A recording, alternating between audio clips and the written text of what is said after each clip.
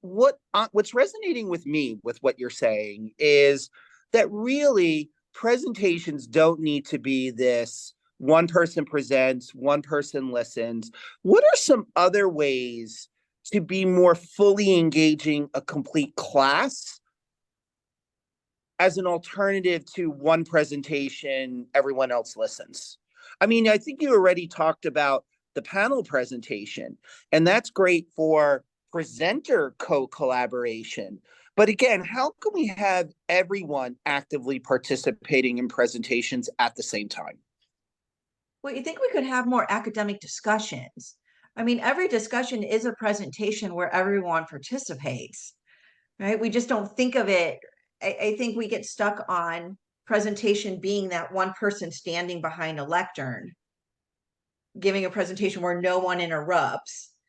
And that's not true. I mean, it's why I had to, once I kind of started this writing project where helping students do this, it kind of blossomed into 3 different books because discussions is a presentation of sorts where everyone participates. So I think if we had more discussion based, especially kind of academic discussions at the high school or even younger, even earlier, the discussions where all students are welcome to participate, and students are taught to be a leader, right? And you can lead a discussion, which in a way is presenting.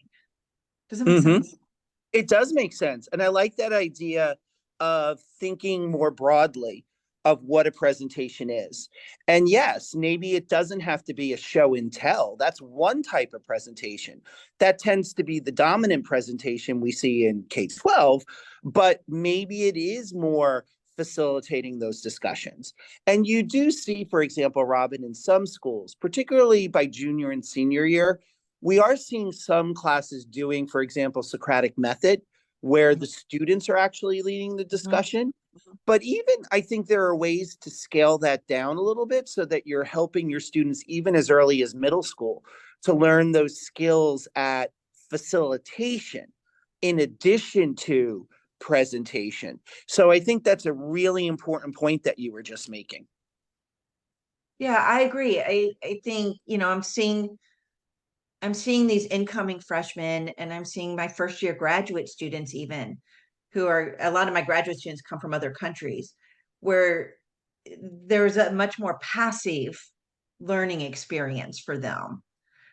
And yet here, when you get here, all of a sudden you're not just participating in the discussion, but you are sometimes leading it, even inadvertently leading it, right? When somebody realizes, oh, hey, you know about this topic, you're from this place or you studied this, you took this class, suddenly you're leading a discussion about it and understanding how that progresses and how leadership can shift during a presentation. Maybe the presenter turns more into a mediator or a participant while someone else temporarily leads that discussion, right? That leadership, the presenter role can sometimes shift, I think is what I mean, during a discussion.